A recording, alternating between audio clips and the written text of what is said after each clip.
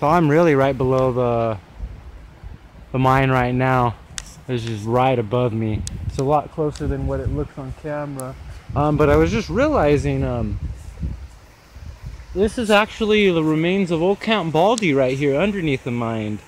You can see there's a big piece of irrigation line, and then behind it you can kind of see it. I don't want to get any closer to it because it's actually still pretty intact. There's a giant piece of like corrugated metal, and it looks like it, you know, it was like an old structure, like the kind of material an old camp building would be made out of. It's partially collapsed and still pretty hollow on the inside. It'd make a good home for some animals or something else. So, you know, I don't want to get too close to it. Even coming down right now, I had to walk closer than what I am right now, and I was like, that is sketchy. Not like, you know, not like sketchy, but you know, it would make a nice home for any animal wanting to live out here, definitely. So I don't know, I don't want to get any closer to it though. But you can see going up to the mine, it is really overgrown, and down over here you can see where it's all green right in front of me right here. I think that's where the water out of the mine's making its way into San Antonio Creek. I'm hoping and I'm guessing that there's some type of access point to this mine, because I know, you know, way back when this was Camp Baldy in the 30s or whatever, that I'd imagine they would have had to have an access point to the mine, because that's where they were getting their water from. So I'm hoping that there'll be some remnants of an old trail or something. So I can hack my way up to it with my machete and hopefully see inside the mine today. Well, we're gonna go ahead and try to make our way closer to it. Oh.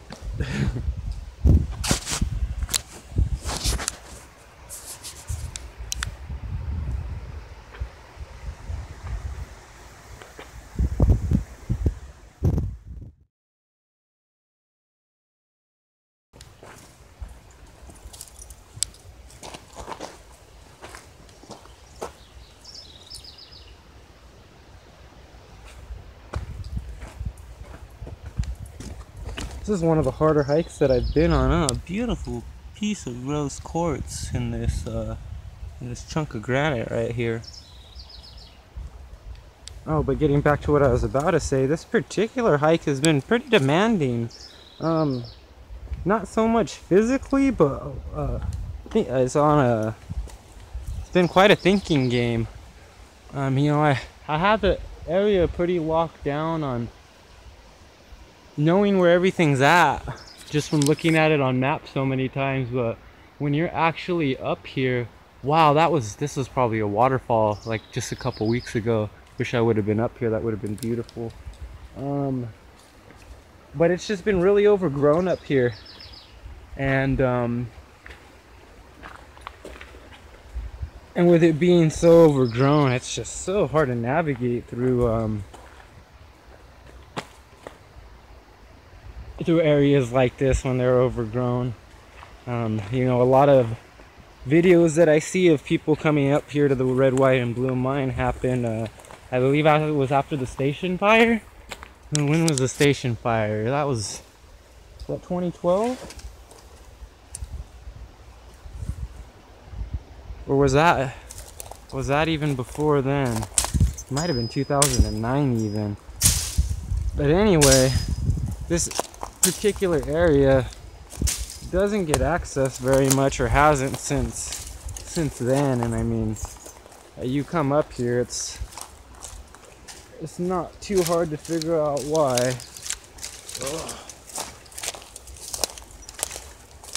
Even I bought this machete just particularly for this hike, because I knew how overgrown it was going to be up here.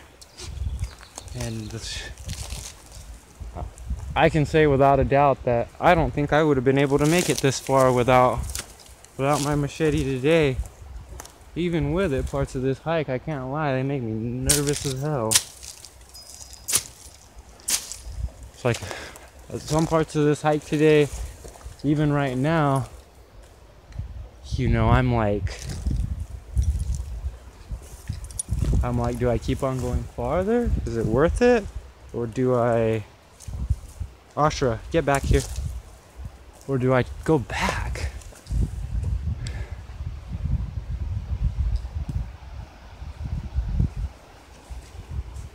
Oh, I'm literally right below the fucking mine. I'm so close. And I keep on having like freaking bad feeling. And it's like, should I go farther? Or should I make it up there by myself? That's the fucking debate. Well, I guess I can stand over here and look at the view for a couple minutes while I'm making my decision.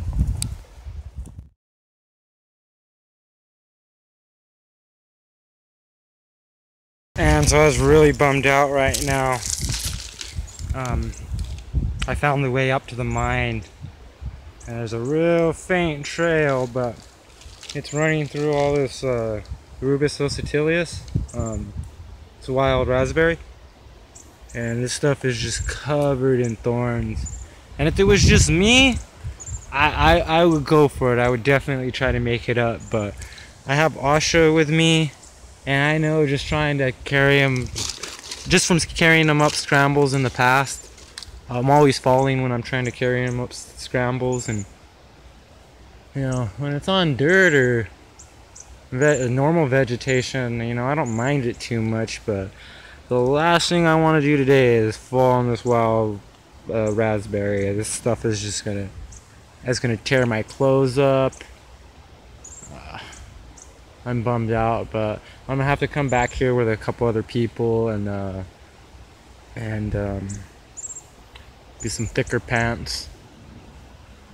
I thought third time was gonna be a charm, but I guess not. It's the closest I've ever been to the red, white, and blue mine. And I'm just, I almost want to tie up Asura and go up there because it's just a couple hundred feet above me. But I don't feel comfortable leaving Asura right here by himself. Come on, boy.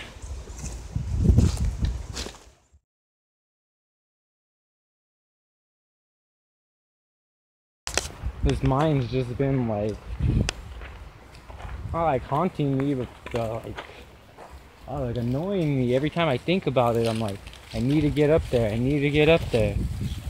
You know what I can say though is each time that I've came down here progressively, I've got closer and closer and closer, with today being the closest I've ever got to it. And I was able to clear up the trail a little bit, so next time I come down here, I can make it down here faster and I won't make any wrong turns. Coming down here today, I got lost a couple times just because, like I said, I hadn't been down here before, and you know, it's hard sometimes looking at a map and knowing exactly where that's at. And but a couple navigational errors, I was able to make it to where I wanted to get to. So today wasn't a complete success, but it wasn't a complete failure either. And once again, you can kind of barely see that little tiny hole where the mine's at.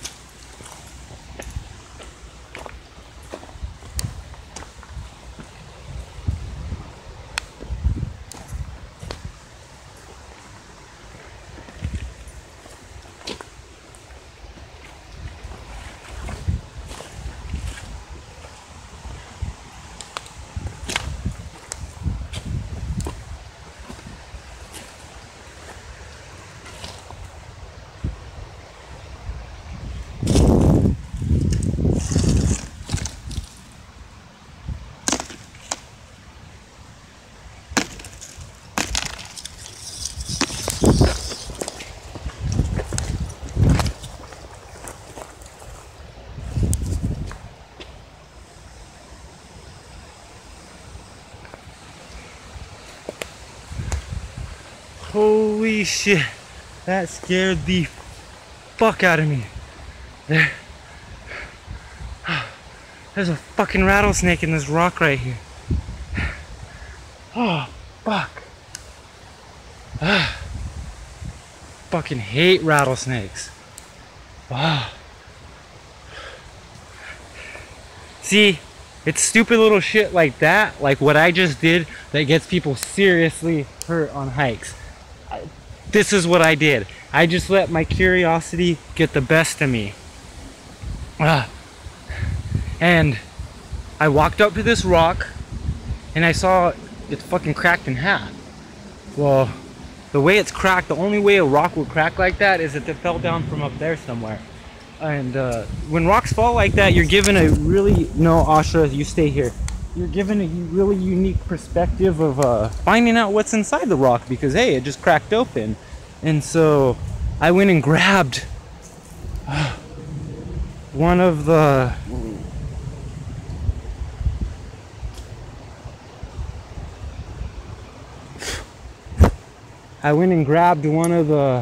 fuck, I'm going around this way. I'm not even going near that rock again. I went to go grab one of the pieces of rock off the top of it because I saw it had a little bit of quartz in it. And as soon as I fucking grabbed it, you just hear the fucking rattle start going. Oh man. That scared me.